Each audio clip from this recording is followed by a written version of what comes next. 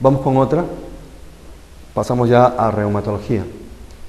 Y seguimos con un enunciado para recordar la enfermedad. Existe una predisposición genética a padecer artritis reumatoide. Ustedes saben que la clasificación de AR ha variado. La primera era en el año 1987 y ahora hay cambios en el año 2010. Así como para el lupus también ha variado la clasificación, que en realidad no es sino los 11 criterios se han desglosado y salen ya más criterios. Pero vamos a repasar ahora la nueva clasificación de AR. Así lo indica la tendencia a la agregación familiar. Pero como ya les he aconsejado ya anteriormente, a medida que vayamos leyendo el enunciado, aunque acá es una parte teórica y un marco teórico inicialmente, pero aún así, si me hablan de artritis reumatoide, yo tengo ya en mi mente que fijar cuál es el criterio clínico que me indica que esta enfermedad es artritis reumatoide.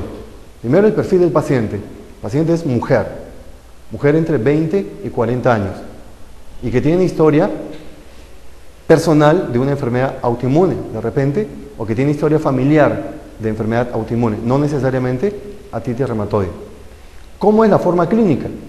La forma clínica es un síndrome poliarticular, con fiebre o sin fiebre, que empiezan articulaciones pequeñas, es aditivo, simétrico, y se van sumando, con fiebre o sin fiebre. Sin fiebre, y esa es la diferencia con lupus. Lupus es un síndrome poliarticular febril, pero con fiebre.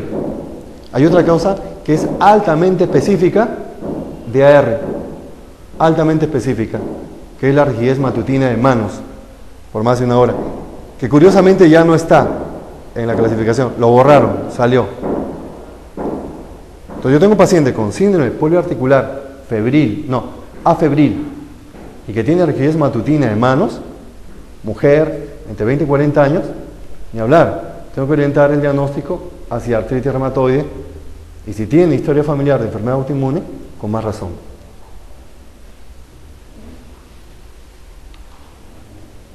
A diferencia del AR juvenil, que sí cursa con fiebre.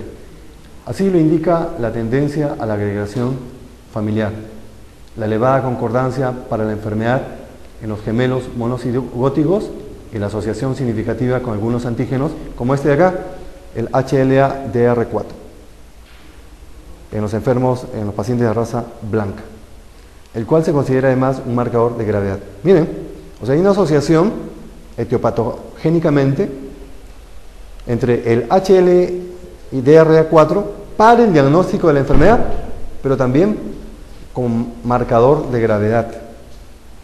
Es como cuando utilizamos los anticuerpos. Yo hago el diagnóstico de lupus con anti-DNA, es para diagnóstico, pero también el título anti-DNA me indica severidad. Entonces los marcadores me pueden indicar severidad y también nos pueden ayudar para hacer el diagnóstico. Es lo mismo que el péptido natriurético cerebral. Me hace diagnóstico de insuficiencia cardíaca y también pronóstico. Doble utilidad. Me estaba olvidando, en artritis reumatoide, cuando debuta con compromiso en una sola articulación, porque puede ser también, esa es pregunta ya difícil de examen, debuta con el compromiso en una articulación grande, rodilla podría ser, esa forma de AR se llama reumatismo palindrómico, por si acaso. Si la evolución de un paciente con artritis reumatoide en tratamiento en fase 1, no he revisado, pero yo supongo, por lo que he aprendido, por lo que recuerdo, fase 1 debe ser uso de AINES. Debe ser uso de AINES. No es satisfactorio. Entonces, el paciente está en el primer escalón, que es el uso de AINES, y no es satisfactorio. ¿Qué recomendaría? Lo que tengo que recomendar entonces es que pase al escalón 2. Y para que pase al escalón 2, de repente hay un medicamento que sirve de transición, que sirve de enlace, que sirve de nexo. Vamos a ver. Y acá tienen las alternativas. Completar el año de tratamiento para decidir. Yo creo que es una actitud un poco dejada. Mantener un paciente sufriendo ¿Cuánto tiempo? No dicen cuánto tiempo tiene, pero mantenerlo sufriendo no tiene razón de ser. Retirar los AINES, bueno, acá nos están diciendo que efectivamente la fase 1 consta de administración de AINES y comenzar con altas dosis de esteroides. Pero creo que no altas dosis, que están hablando acá de pulsos. Pulsos con metilprednisolona, medio gramo, 1 gramo durante 3 días. ¿Y después qué? Los pulsos son cuando el paciente viene en una gran descompensación, pero después de los pulsos yo no voy a regresar a AINES. Tendría que continuar en el siguiente escalón. Entonces, no me satisface la B. Añadir el tratamiento de corticoides y comenzar con antipaludicos. Esta sí me parece buena, porque justo lo que lo comentaba. En el escalón número 1 están los AINES. Tengo que pasar al escalón número 2, que son los moduladores de la enfermedad, donde están los antipalúdicos. Pero el nexo, la transición, es los corticoides. Entonces, corticoides y antipalúdicos. Realizar infiltraciones, esto no tiene razón de ser. Comenzar con inmunosupresores es un escalón posterior. Entonces, la respuesta, corticoides y comenzar con antipalúdicos. Vamos a desarrollar. A propósito de lo que decía, esta es la nueva clasificación de AR del 2010. Y vamos a ir comparándola con lo que ustedes recuerdan, la anterior clasificación. Entonces, ¿cuál es la diferencia? Aquí la diferencia es que esta clasificación de 2010 la han hecho para ser aplicada a un paciente que tiene un síndrome articular. En cambio, la clasificación de 1987 era para aplicarla a cualquier población, a cualquier paciente. Esa es una primera y gran diferencia, que esta clasificación es más específica. Tiene que ser aplicada a un paciente que tiene síndrome poliarticular sin causa aparente. Eso, un síndrome poliarticular sin causa aparente. ¿Qué ha salido de la clasificación anterior? La rigidez de manos. Ya no está por ningún lado la rigidez de manos. ¿Qué han añadido? Han añadido esto, este marcador, porque ustedes se acuerdan que estaba el factor reumatoide, el factor reumatoideo, por Lattes o por Walder-Ross. Acá ya no figura el factor reumatoideo. No, acá está. Sí, factor reumatoideo pero eso es lo nuevo. Lo que han añadido es el anticuerpo contra péptidos citrulinados. Esto es lo nuevo. Esto es lo nuevo, lo novedoso en el diagnóstico. Anticuerpos citrulinados, lo novedoso de AR. Y acá, por ejemplo, tiene mayor puntaje si encuentro factor reumatoideo o anticuerpos citrulinados positivos, título alto, más de 3 veces, 3 puntos. ¿Qué otra cosa es una diferencia? Han agregado estos anticuerpos. Otra diferencia es que ven por algún lado el criterio radiológico. No ven esas erosiones justarticulares, no lo ven, ha salido. Lo que pasa es que si, según uno revisa en los comentarios, si un paciente que tiene síndrome poliarticular, que ha sido simétrico, aditivo, que ha empezado articulaciones pequeñas y se encuentra erosión yuxtaarticular, eso ya es criterio diagnóstico de AR. Y por eso ya no se considera acá dentro de esta clasificación. Lo mismo que la histología, tampoco está ya la histología. Entonces, afectación articular. Una articulación grande es 0. Pero acuérdense, el AR podría debutar comprometiendo una sola articulación grande. ¿Cómo se llama eso? Se llama reumatismo palindrómico. De 2 a 10 articulaciones grandes, 1 punto. De 1 a 3 pequeñas, 2 puntos. De 4 a 10 pequeñas, 3 puntos. Aquí tiene más puntaje, mayor compromiso, mayor número de articulaciones pequeñas. Finalmente, el puntaje más alto lo tiene más de 10 articulaciones pequeñas afectadas. Luego viene la parte ya humoral.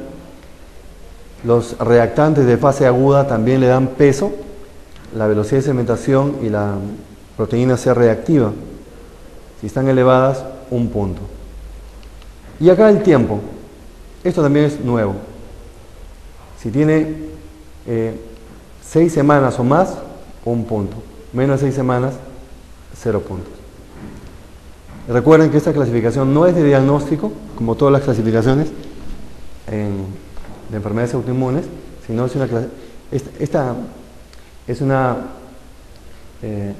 son criterios, no son criterios de diagnóstico, son criterios de clasificación. Respecto al tratamiento, así a grandes rasgos, un resumen. Es como esta escalera, es impresionante cómo pueden subir esta escalera. Bueno, una escalera no tan grande es el tratamiento de AR. Escalón número 1 están los AINES. ¿Y qué AINES? ¿Los COX-2 selectivos o los COX-2 no selectivos? Depende. Es un paciente que es hipertenso, que tiene riesgo cardiovascular, entonces no hay que darle COX-2 selectivos. Hay que darle COX-2 no selectivos. Diclofenaco, por ejemplo, muy bueno, meloxicam. ¿Por qué? Porque se ha visto que en los pacientes que tienen factores de riesgo cardiovascular y que le doy COX-2 selectivos pueden desarrollar trombosis arterial. Entonces, ¿para qué sumarle problemas? Corticoides a dosis bajas. Prednisona. Prednisona es el corticoide de elección, y si queremos que dentro de un año no tenga osteoporosis, habría que darle deflazacor, que es un corticoide más seguro. Luego, este es el paso 2. En el paso 3, en el escalón 3, ya vienen los antirreumáticos modificadores. Hay varios, hay toda una lista, pero esto lo van a preguntar en el examen, y por eso son los 2 que le he puesto. Preguntan en el examen, ¿cuáles son los principales modificadores de la enfermedad? Y solamente son 2, o metotrexate semanal o cloroquina. Pero ya saben, para dar metotrexate, ¿qué tenemos que evaluar previamente? El hígado, tenemos que evaluar los riñones. Y para dar cloroquina, los ojos. ¿Cómo está la visión de colores? Porque saben que cloroquina puede llevar a ¿qué? Una alteración de visión de colores. ¿Y eso qué puede estar indicando? Neuritis óptica. Ya una vez que ha pasado este tercer escalón, el cuarto escalón en la terapia biológica. ¿Qué significa eso? Que se actúa directamente, específicamente, sobre los mediadores inflamatorios. Por ejemplo, a inhibir el factor de necrosis tumoral que causa tanto daño. Ahí tienen el etanercept. Entonces terapia biológica, son medicamentos que inhiben directamente los mediadores inflamatorios. Pero es bastante caro. Vamos ahora a la neurología. Y acá vamos a repasar algunos conceptos: convulsión, crisis epiléptica, epilepsia. Esa es una buena pregunta que nos permite repasar varios aspectos de la epilepsia. Convulsión es un movimiento involuntario post una descarga eléctrica. Movimiento voluntario. Ya saben, convulsión puede ser parcial, la convulsión puede ser generalizada, e incluso puede haber, hipersincrónica procedente del sistema nervioso central. Esa es convulsión. Crisis epiléptica es un conjunto de fenómenos motores y no motores. Claro, porque la crisis epiléptica no necesariamente es convulsiva, ¿no? Eso lo saben. La crisis epiléptica no necesariamente el paciente presenta convulsiones. Por eso dicen que fenómenos motores y no motores, consecuencia de dicha descarga. Epilepsia es la repetición crónica de las crisis epilépticas. Ya saben que hay una epilepsia sintomática y una epilepsia esencial. La epilepsia esencial, generalmente en los niños, no tiene causa determinada. La epilepsia sintomática es la epilepsia secundaria. Y en nuestro medio, jóvenes, mediana edad, la causa más frecuente de epilepsia es la neurocisticercosis. Viene el enunciado. Es una mujer de 35 años, una mujer joven que se encontraba previamente bien. Entonces no me hablan de comorbilidad, no me hablan de molestias previas, como para hacerlo más difícil la respuesta. Simplemente dicen mujer de 35 años que se encontraba previamente bien. ¿Y qué pasó con ella? empieza a presentar sacudidas, movimientos, okay, empieza a contraerse repetidas veces a partir del dedo pulgar derecho. Luego sube a la mano derecha con estos movimientos bruscos. En un minuto su brazo y hemicara derechos también empiezan a contraerse. Entonces empezó en el pulgar, se extendió hasta toda la extremidad derecha y luego a la hemicara derecha, la cabeza. 2 minutos después, la paciente presenta una crisis convulsiva motora difusa. Pero vean cómo empieza. Empieza con movimientos bruscos. Pulgar derecho, la mano, brazo, la cara. Estos movimientos bruscos, ¿cómo se llaman? Se llaman mioclonías. Entonces la paciente tiene mioclonías localizadas del lado derecho. Entonces, ¿dónde debe estar la lesión? El hemisferio izquierdo. Pero no se queda ahí, no se queda una mioclonía solamente, sino que se convierte en toda una crisis convulsiva. Difusa, debe ser tónico-clónica. Y cuando un paciente tiene convulsiones, yo tengo que preguntar, yo tengo que ver si ha habido pérdida del conocimiento. No de conciencia, porque la conciencia no se pierde. Pérdida de conocimiento. Y en este caso sí, incluso de 5 minutos de duración. Luego, cuando ya se despierta, no recuerda lo que le ha pasado. Tiene amnesia. O sea, que hay compromiso a nivel de temporal izquierdo. Si hay alteración, siempre y cuando fuera diestro. Y debilidad en su brazo derecho. ¿Cuál de las siguientes es la causa más probable de esta convulsión? Una pregunta de mediana complejidad. Y dan varias alternativas. Epilepsia del lóbulo temporal, absceso o tumor en el hemisferio izquierdo. La lesión está en el hemisferio izquierdo. Embolismo cerebral, epilepsia mieloclónica juvenil, epilepsia tónico-clónica generalizada. Entonces, primero vamos a tratar de resolver de manera general y después ya con algunas diapositivas nos vamos a ayudar. Y vamos a ir descartando primero, de repente, por descarte. Estoy viendo que epilepsia del lóbulo temporal. ¿Se acuerdan? La epilepsia del lóbulo temporal son las crisis parciales. Hay unas crisis parciales simples y unas crisis parciales complejas. ¿Será esto? Yo digo, vamos a ver. Crisis parcial simple. ¿A qué recuerdo? Recuerdo que en este caso no hay compromiso del conocimiento, no hay pérdida de conocimiento. Entonces no es. Nada más, no es. Una crisis parcial compleja. Ya, en este caso hay compromiso del estado de conciencia, pero el paciente no se desmaya. Lo único que empieza a desarrollar es automatismo, pero tampoco. Entonces la primera no es. ¿Por qué no es? Porque el paciente no pierde conocimiento. En el caso de embolismo cerebral, el paciente no entra en mioclonías previas, nada. De frente, cefalea intensa y bruscamente pierde conocimiento y al despertar ya focalizado. Entonces, esto no va con embolismo cerebral. Epilepsia mioclónica juvenil. En este caso también lo que yo, así esforzándome, recuerdo, es que tampoco hay pérdida de conocimiento. Entonces, tampoco. Hay mioclonía, sí, pero no hay pérdida de conocimiento. Entonces, tampoco es esto. Y la epilepsia tónico generalizada no empieza con mioclonías. Entonces, por descarte, ¿cuál me queda? Este es un absceso o tumor cerebral hemisferio izquierdo. Este es un resumen del caso. Presenta convulsiones parciales unilaterales, facio-braquiales derechas, mioclonías, que siguen a convulsiones generalizadas, con pérdida de conocimiento. Esto hay que subrayar porque esa es la clave para el diagnóstico, la pérdida de conocimiento. Y después déficit motor transitorio.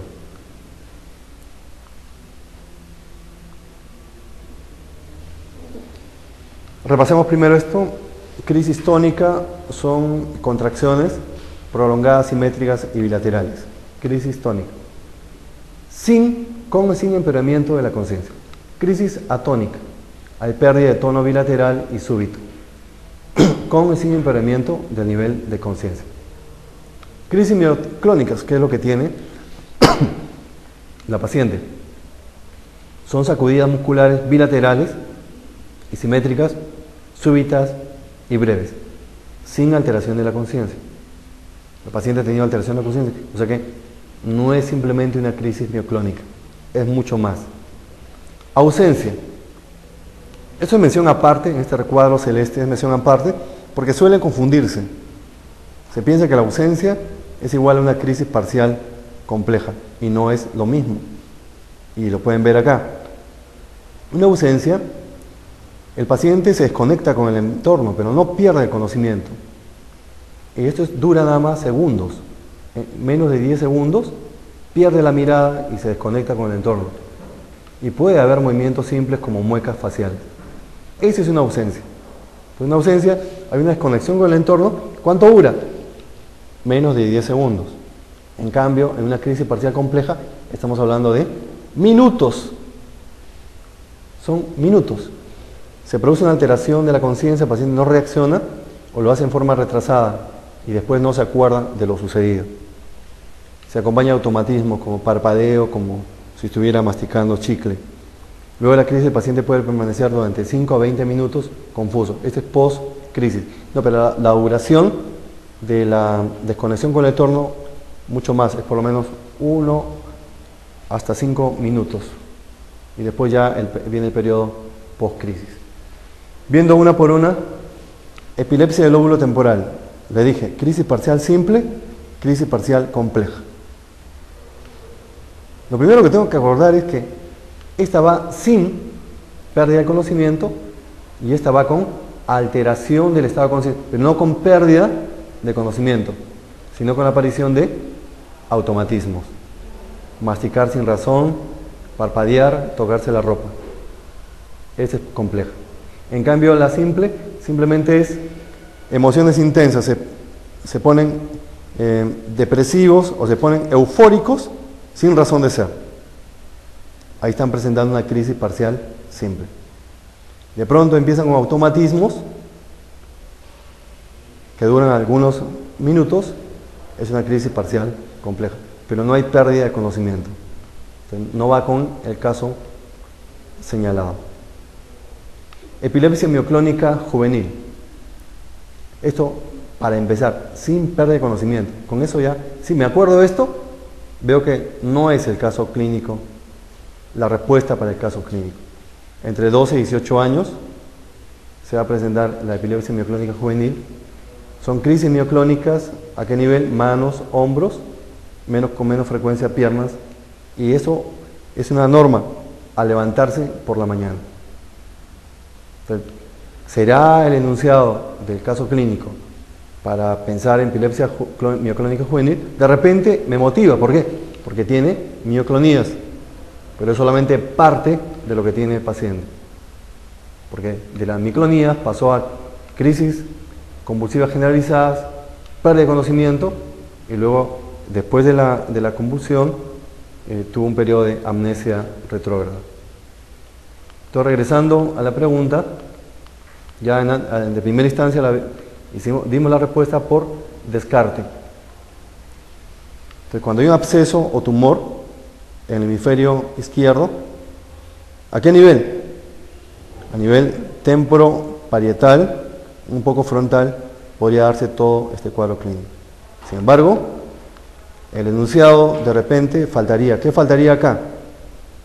Faltaría que el paciente ha venido presentando cefalea. Cefalea crónica progresiva, está bastante a favor de un tumor cerebral. ¿Y la edad del paciente? ¿Esta es la edad en que se presenta con más frecuencia los tumores cerebrales? No. Son pacientes mayores de 45 años. Es el grupo etario para tumores cerebrales. Vamos ahora a la hepatología, gastroenterología. Esta pregunta casi todos las han contestado bien. Vamos a repasar. En la hepatitis D, marque la afirmación incorrecta. es la más frecuente de las infecciones virales crónicas. Sabemos que no, porque la B es la más frecuente en nuestro medio. Es más, es una enfermedad infecciosa endémica en la Sierra Sur y también parte de la selva. El virus que la produce es un virus defectuoso. De repente, pues esto podría ser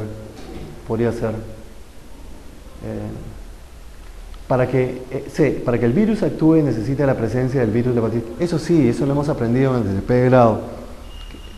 B no existiría si no existe la B.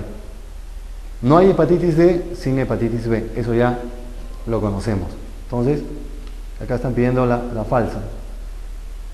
Ya la falsa la hemos visto, ¿eh? La A es la más frecuente de las infecciones virales crónicas, eso es falso. Entonces, todo lo demás es verdadero. Entonces, lo que decía acá, el virus que la produce es un virus defectuoso, entonces debe ser verdadero. C, para que el virus actúe necesita la presencia del virus de la hepatitis B, claro, puede ser por coinfección o puede ser por superinfección. D, debe sospecharse en caso de reubicación de hepatitis B crónica. Claro, vamos a ver si eso es una coinfección o es una superinfección. E, la infección se produce en niños en fase latente o activa de hepatitis B. Por supuesto, lamentablemente acá en nuestro país, en las zonas endémicas, los niños son una población bastante vulnerable. Y en el caso de ellos, la transmisión no es por relaciones sexuales, sino es lo que se llama transmisión de tipo horizontal. Entonces vamos a analizar la respuesta fácil.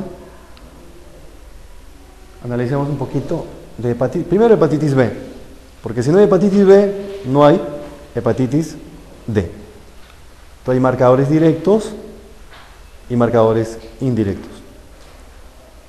¿Cómo yo hago el diagnóstico? Y es el aspecto práctico, lo que me pueden preguntar, lo que me interesa en este momento. Yo no vengo a repasar todo de hepatitis B, sino lo que me interesa y lo que voy a utilizar para contestar lo que me pregunten. Y me van a preguntar, ¿cómo yo hago el diagnóstico de hepatitis B aguda? Esa es la primera pregunta. ¿Qué le pido? Le voy a pedir antígeno de superficie. ¿Qué más le voy a pedir? El anticore IgM. Esos dos. ¿Cómo yo hago el diagnóstico de hepatitis B aguda? Con antígeno de superficie y con anticore IgM.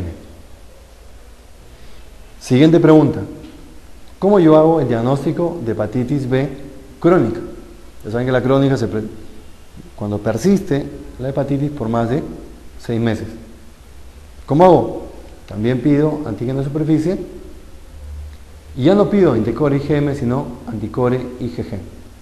Porque aparecen 6 a 12 meses después de la recuperación, eso cuando es hepatitis aguda. Cuando es crónica, me va a hacer el diagnóstico de hepatitis B crónica, antígeno de superficie y anticore IgG. No se olviden, el famoso periodo de ventana, cuando es agudo, el antígeno de superficie podría ser negativo en la primera etapa, pero el anticore IgM más la clínica hacen el diagnóstico.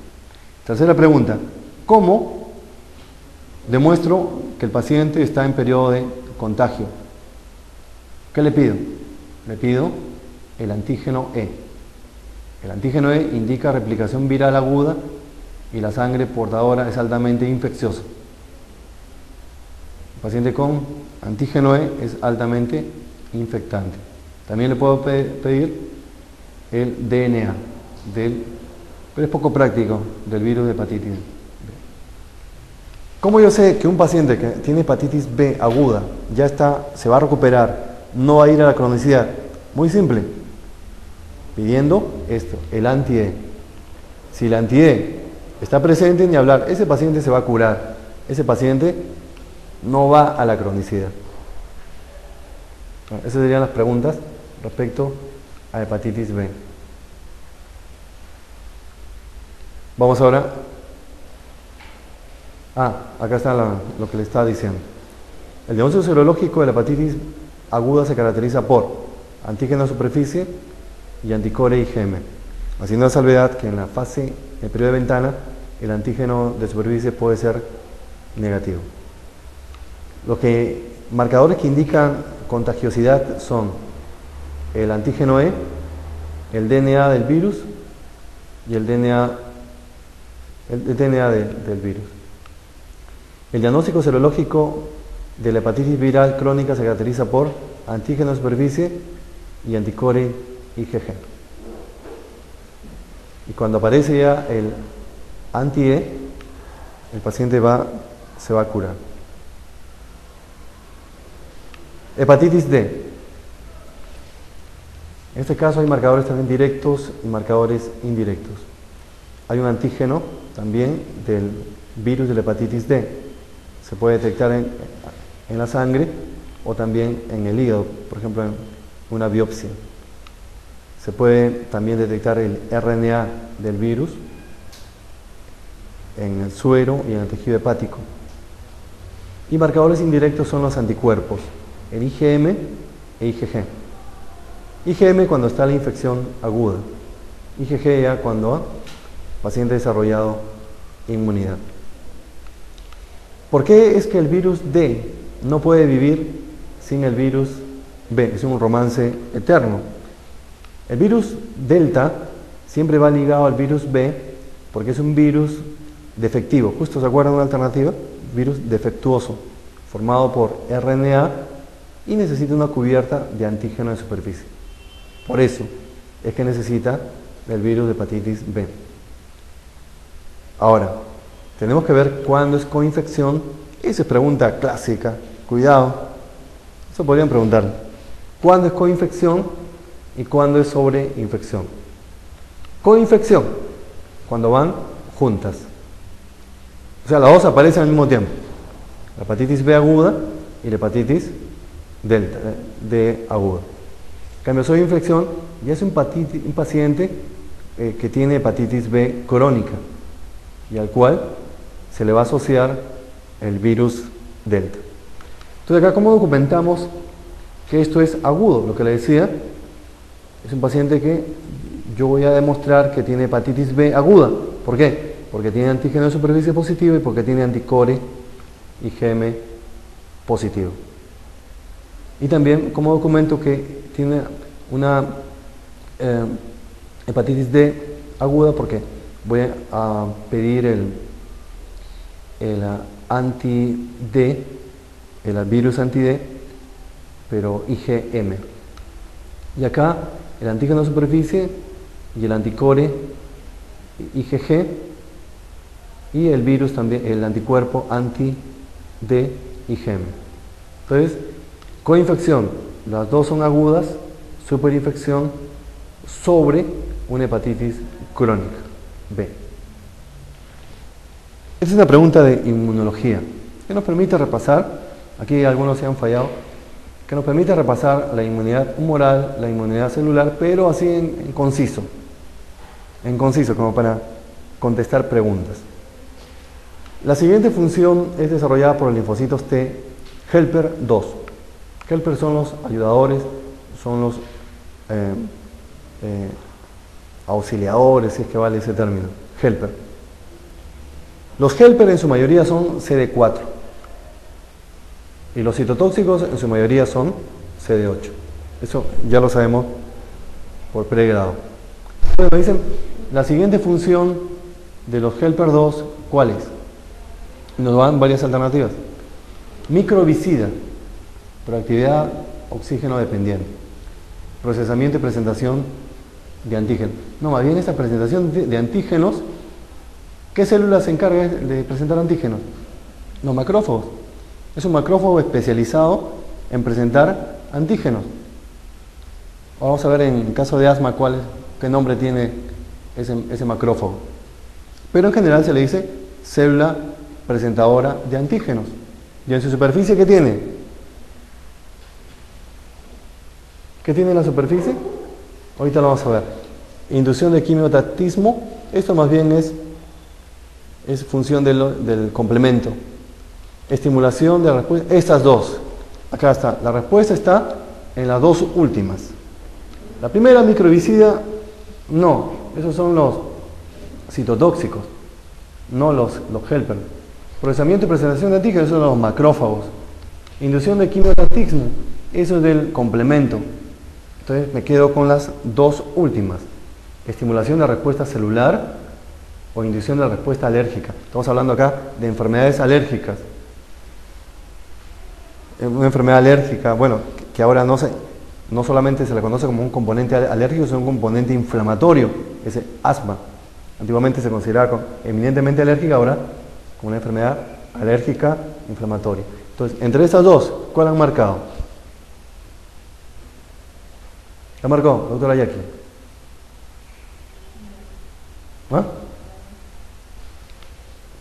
La E. Inducción a la respuesta alérgica. Claro, y esa es la respuesta. Porque el helper 1 se encarga de la respuesta celular. En cambio, el helper 2 de la respuesta humoral, de la respuesta alérgica. Muy bien. Entonces repasemos, estamos ahí en el vaso sanguíneo. Primero, la inmunidad celular. ¿Va a estar a cargo de qué? El helper 1, que en su mayoría es CD4. ¿Ven? Acá le decía, ¿cuál es la célula presentadora de antígeno? Es un macrófago especializado. La función de este macrófago es presentar el antígeno al linfocito. Y este linfocito es tan engreído que de otra forma no acepta. Dice, a mí, el único que puede presentarme el antígeno es la célula presentadora de antígeno. No acepto que otra célula me presente al antígeno. ¿Por qué? Porque ¿qué es lo que tiene en la superficie de la célula presentadora? Esta parte verde, el complejo mayor de histocompatibilidad. Este complejo mayor de histocompatibilidad es una porción genética que está en la superficie de la célula presentadora de antígeno, le permite presentar. Bueno, ese es el requisito. Le presenta el antígeno y el linfocito se transforma, que era un helper 0, se transforma en un helper 1. Y al convertirse en un helper 1, ya va a estimular ¿qué? La inmunidad celular. ¿Cómo lo hace? Produciendo citoquinas. ¿Qué citoquina? Interleuquina 2. Esta interleuquina 2 estimula a los macrófagos para que desarrollen todas sus funciones. Usted ya conoce. Todas las funciones del macrófago, además de fagocitar a las bacterias.